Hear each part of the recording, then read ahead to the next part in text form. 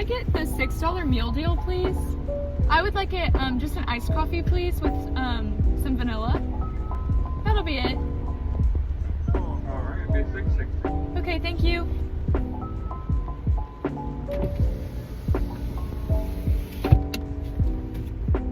Oh, sorry. Did you want anything? Didn't see you there. I'm getting myself some coffee right now. We're gonna spend the afternoon together, by the way. Sorry I didn't get you anything. I didn't know you wanted anything, and I already ordered, so. Perfect. Thank you so much. You too.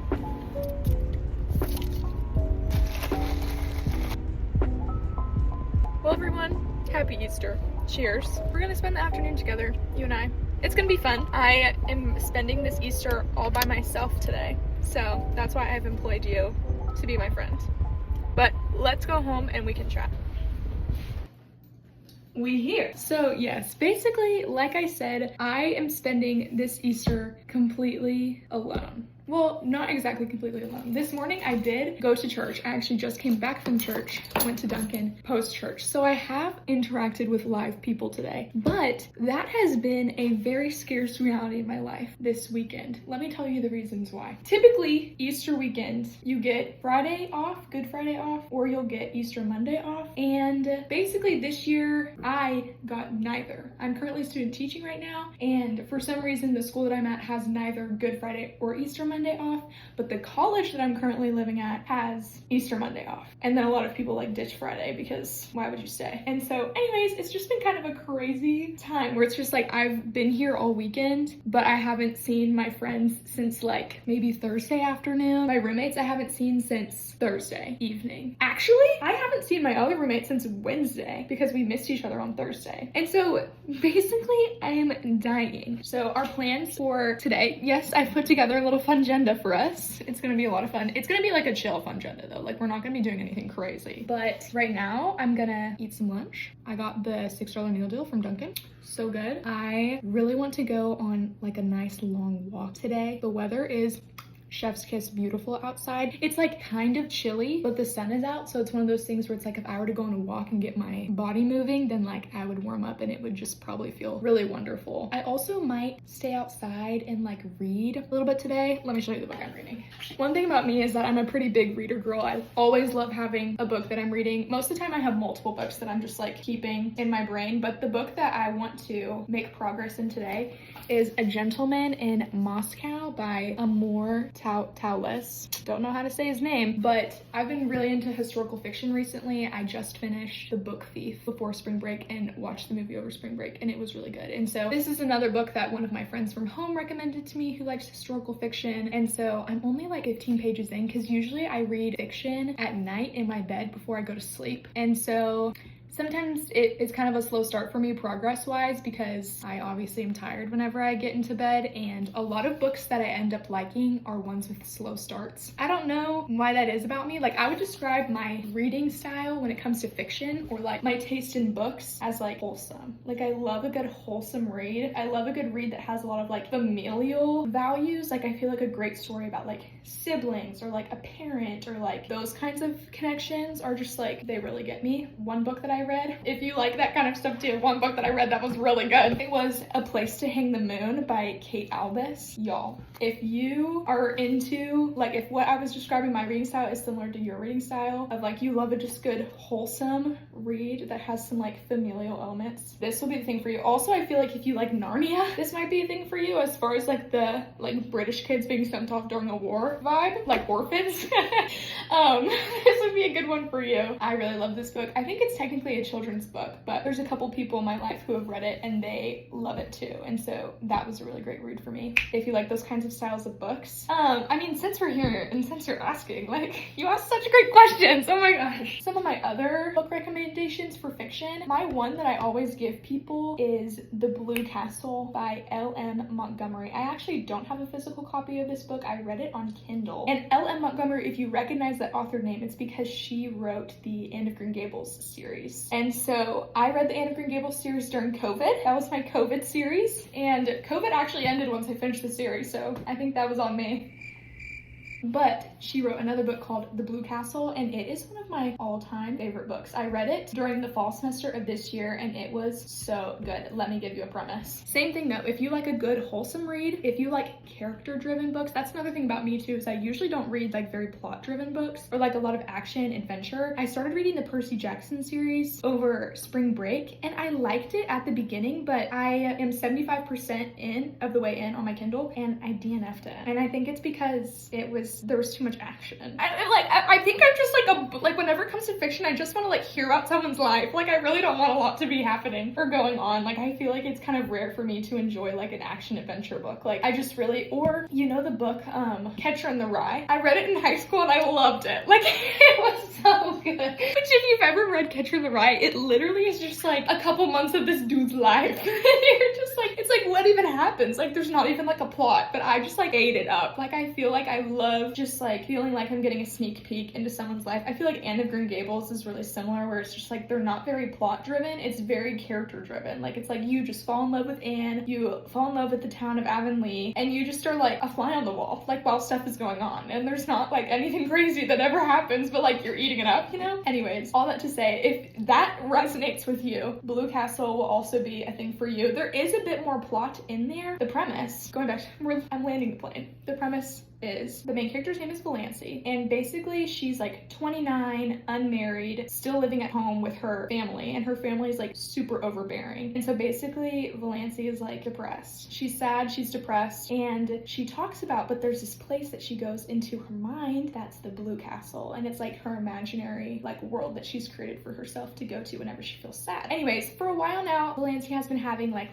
some pain in her heart area, and so without her family knowing, because her family would freak out, she goes to the doctor and finds out from the doctor that she has like a year left to live or something. She has this crazy heart condition. And so Valancy has this moment where she's like, a year left to live. She's like, I'm 29, and she's like, I have not lived any life. She's like, I have done nothing with my life. My family is super overbearing. I have like, just because she's kind of a pushover too, like her family's really overbearing, but she just like stuffs it all inside. Like, and you can feel it in the writing where it's like, she's just like about to explode. And anyway, so whenever she gets that diagnosis, she like moves out of the house, she like gets a haircut, she like, and then some crazy stuff happens. And yeah, you'll just have to read the rest to find out. But that is a book that it is a slow starter, and I for maybe a couple weeks was making like very slow progress on it. Like I would read a couple pages at night, I'd be like, this book's kind of boring, go to bed. But then once I like got into the plot, then I feel like it was like one of those graphs that goes up like this.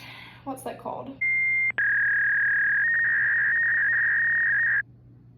Exponential, that exponential growth. It was like an exponential where it's like my time spent reading was like, and it just like shot up, because once I started getting to the end of the book, I was really into the plot, really loved the characters by that point, and I just like could not put it down by the end. It was amazing. And so I really recommend that book. Same thing with The Book Thief. I thought that it was a slow start. I at first was like, why did my friend recommend me this book? It's like kind of boring. But then I had about 75% of the book left, and I finished at 75% in like 2 days, because by that point I was in and invested. So, and now it's like one of my favorite books. So this is my book that I'm trying to get into right now, A Gentleman in Moscow. And I have heard from mostly the interwebs, I like have looked up things about this book on the interwebs to prepare my heart, that it's also kind of a slow starter, but heard that it has some really great familial elements. And also they made a series with Ewan McGregor as the main character, and so that's kind of my goal in life too, is I'm like, I'd love to read the book and then hopefully watch the series and enjoy the series. I feel like that's kind of a motivating thing for me. So would love to at some point today read this and get into the plot a little bit more. I'm only on like page 15 because I have thought to myself, I'm like, well, I'm gonna read a little bit every night, but then I'll read like 2 pages and then I'm falling asleep. So that's kind of my toxic trait when it comes to books. But I'm also reading some other great books right now. Do you want to see what they are? They aren't fiction, just FYI. They're for Jesus. There are 3 other books that I'm currently reading along with Gentleman in Moscow. So there's 4 books in total that I'm chugging along with. And then if you count the Bible, because I'm reading that in a year, then there's totally 5. But whatever. First book that I'm chugging along with is Lead with Prayer by Ryan Skoog, Peter Greer, and Cameron Doolittle. I actually got this book because I was on a call with my women's director for camp and she like mentioned it, and for some reason I was just like, I just need to read that book. So I like literally got it the same day, and I don't think she knows that. So if you're watching, I got this because of you and you don't know. It's basically, it's spiritual habits of world-changing leaders. The thing that my women's director had had talked to me about that made me want to read it was she was saying, which this is what chapter 1 is like leaders waste time with God, and how just like when you're a leader you should be spending even more time in prayer and not less. But a lot of times we can just like be really self-reliant and not spend time in prayer. And anyways, I think prayer is like a spiritual practice that ebbs and flows a lot in my life. Like I feel like Bible reading, Bible study has from my salvation been pretty consistent and something that I've enjoyed and has been a spiritual habit that comes pretty easily and naturally to me. Prayer is one that has ebbed and flowed a lot. Like I feel like I've gone through seasons where I've been really strong in my prayer life and then have gone through seasons where it's weak. And I also feel like prayer for me is one of those practices that I sometimes put a lot of pressure on myself to do or think that it has to look a certain way. Like I feel like for me, I always think that prayer has to be like me 30 minutes like on my knees, like just praying. Like, and I have a hard time feeling like whenever I'm like praying in the car that it like counts, or like if I journal prayer that it like counts. And that's not true. Praying, you can pray at any time. You are actually commanded to pray without ceasing in 1 Thessalonians 5:16-18. Rejoice always, pray constantly, give thanks in all circumstances, for this is God's will for you in Christ Jesus. And so yeah, I just like want to learn more about prayer. Also feel like it's just a great, just like leading with prayer. Like there's so many ways in life, like even if you're not in a direct leadership position, which like I'm like not leading a company or like a ministry or anything, but everyone is a leader, and I feel like it's just good to read about how other people pray. I also think this is it's a really practical book too. Like at the end of every chapter there's a prayer and then a practice that you can try, and they like interviewed a bunch of people, and I think that's really cool. So I've been reading usually like one chapter on the weekend. It's been like a chill, slow progress. I feel like I'm like reading one chapter and then kind of like taking the week to let it soak in. And also like I don't always have time during the week to like sit down and read, but definitely on the weekend I have a lot more time to sit down and read. I just don't always do it. So second book that I'm reading is Boundaries. I'm actually rereading this book. I've read it once, maybe twice more, but I just finished the book Boundaries in Dating a couple weeks ago. I listened to the audiobook of it actually, and it was really interesting. I started the audiobook of Boundaries in Dating because I had gotten this far into rereading Boundaries again, and it had mentioned dating once or twice, and I was just like, you know what, like I'm super interested to see what these authors have to say about dating specifically. And I really liked that book. I would say that like it was good, even could be friendship advice. Like a lot of the stuff was just like very practical and like no nonsense, and like it wasn't any information that I was like, whoa, that's groundbreaking, life-changing, like you have cracked the code. But I feel like that's a good thing, because I feel like if any book is advertising, especially when it comes to dating, as like a ooh, we've cracked the code like to this thing, then I feel like I'm like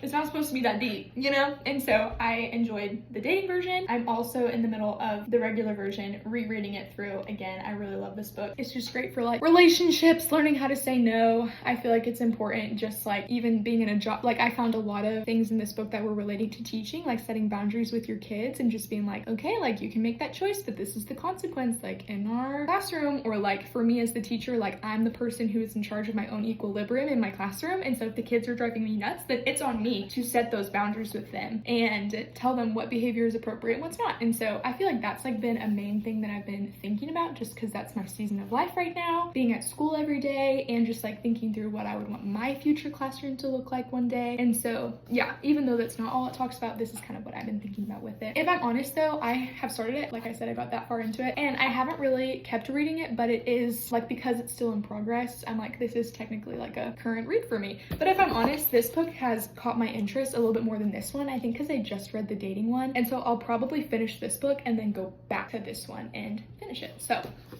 those are two other books. And then the third book that or the fourth book, the third Christian book that I'm reading is Uncomplicated by Hosanna Wong, and I'm actually listening to the audiobook of this book. I listened to one chapter on my commute home from school, and this book has been amazing. I got the book because I listened. She was on two of the Christian podcasts that I regularly listen to. She was interviewed on both of them, and they're podcasts that I really love and trust. And the interviews were amazing. She basically is just talking about like kind of how I was talking about with prayer life, where I was like, there's a way that I feel like it should look and it doesn't. I've kind of noticed that because of her interviews and because of her book. She basically talks about how like sometimes in Western culture we just overcomplicate our faith and overcomplicate how we think it should look. We overcomplicate like what being a Christian looks like and have these crazy standards, or like sometimes there are like roadblocks in our life that keep us from following God, whether it's our expectations, whether it's like grief, feeling silence from God, whatever it is. But the Lord wants to spend time with us. He wants to be in relationship with us. And so these things that seemingly hold hold us back. Like they are shortcuts. Like they are not setbacks, they're shortcuts to spend more time with him. And we just need to like uncomplicate it. And so she talks a lot about like your personality is what she calls it. And like how basically like you have been uniquely designed and God has a unique way that he wants to spend time with you based on your disposition, your personality, your season of life, all these different things. And so she kind of touched on all of those topics in her podcasts that she was in, but I was like, I must read this book. Like this sounds really amazing. And it has definitely been very good. I have enjoyed it a lot. So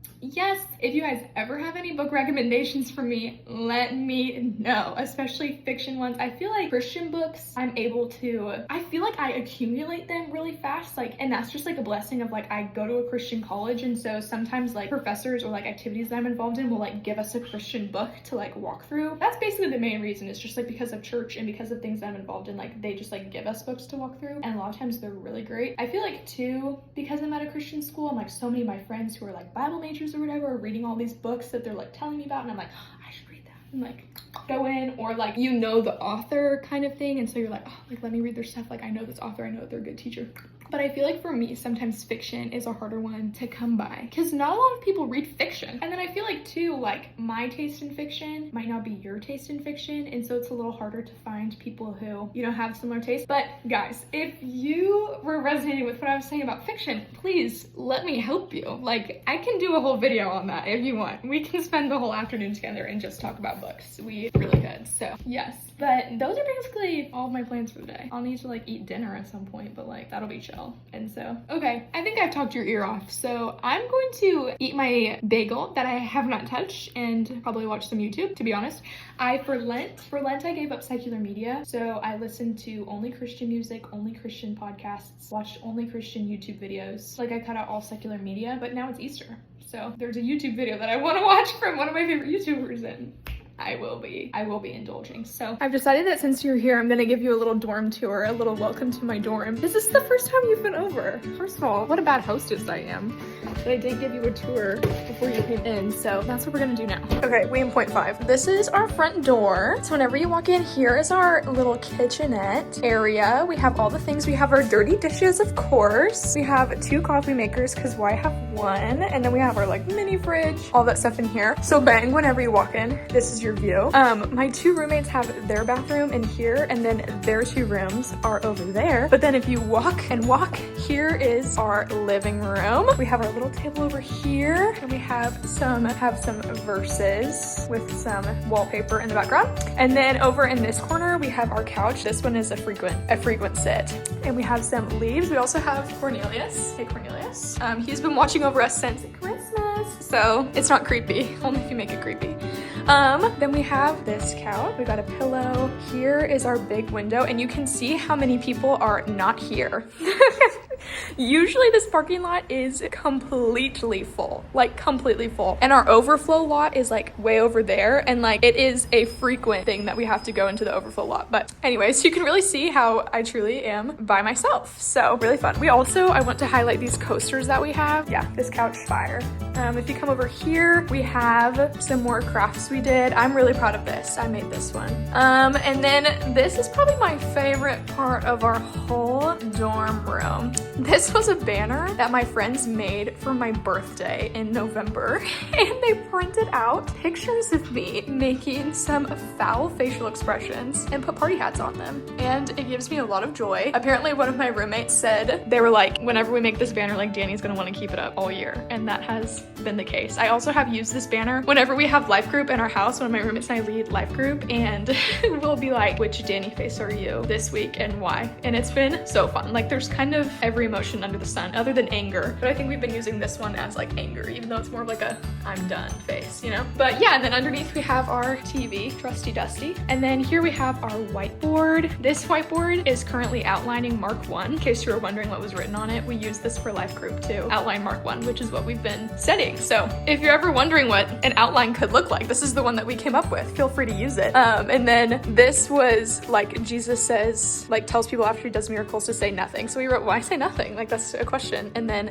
let's go was like, he's always like constantly moving. So that's that. So this is my bathroom because that room is empty. I have a bathroom completely to myself. So here it is. We've got towels, the sink. This is all of my stuff that I use. Here is my shower. Have like a color coded whatever and all my things. And then here's the toilet. So that's exciting. And then here is my room. So whenever you walk in, I have these things on the wall. And then over here, I have like my backpack. I have my desk, which we were just at eating our Dunkin'. Got my trash right there. Have this stuff. This is my like poster board that I use a lot. It's just kind of like a goal board, I guess. And it's like, obviously the ultimate goal is to love the Lord and walk with him, in all these other areas of my life stem out of that. And so this poster board I've been using basically all semester, and it's just kind of evolved as my life has evolved. I also have like my life purpose written on there, 4 purposes that all kind of go together. And yeah, it's great. Got my fan, turn that on every night. Bungee chair with an ottoman and blankets, lamp, big window, again, empty parking lot, really sad. And then I have my bookshelf, which I love. This bin is my Bible time bin, all of my Bible study supplies. I have my Bible commentary. My Bible's in my bag right now because I came out of church, but Bible commentary, books, liturgies, prayer books, pens. And here I keep all of my Bible memory verses, just it's a whole array of things. So if you guys ever want me to go into my Bible time routine or what's in my Bible time bin, let me know. Got a picture. This is like a memory box. Like I keep every like note that people give me in here. Got some journals and books here. You can see what I've been reading recently. And then down here I have like conversational solfege and like a Disney piano book. And then here is my senior year scrapbook. I actually made this over spring break and I'm really proud of it. Here's a picture of me and my roommate at the top. And anyways, I just am really proud of it. It's been a lot of fun to make, and I have some empty pages at the back because still working on the end of senior year. So that's kind of a new thing that I've gotten into, is scrapbooking, and I really liked it. It was very therapeutic, and I actually got all of that done in an afternoon. Down here I have my drawers, all of my clothes I keep in there pretty much. Here I have my bed. Yes, I still sleep with a stuffed rabbit. Fun fact, I've slept with a stuffed rabbit my entire life. Another key feature that I have on my nighttime stand is my Sudoku book. Guys, I am an avid Sudoku player. I am currently on, last night I did number 43, and I got this Sudoku book 2 weeks ago. So I just chug along with Sudoku. This past week I was watching a season of The Bachelor, actually, guilty pleasure, and I was watching The Bachelor and filling out Sudoku, so that's exciting. And then this is my reading light that I sometimes use at night or when I'm traveling. So yeah, then I have my bed, closet, exciting. One thing about me is that I am not a fashion queen, so yeah, I'm just not really a fashion queen. So you probably don't want to come to me for outfit advice. But on that segue, I'm actually gonna change my clothes now and get ready for a walk. So let's do that. I think for today, our goal on our walk will be to go for about 3 to 5 miles.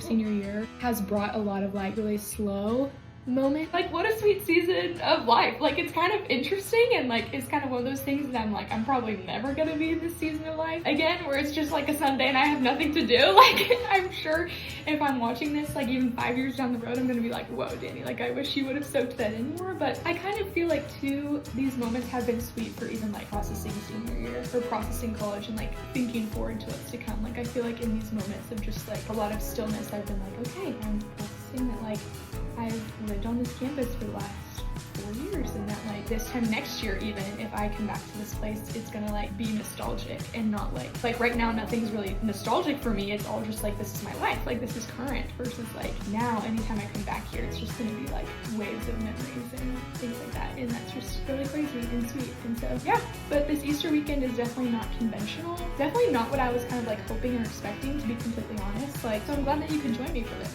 I hope that this is fun and restful, and I don't know, maybe you're doing Easter by yourself, whatever, but we can hang out together and make it worth it.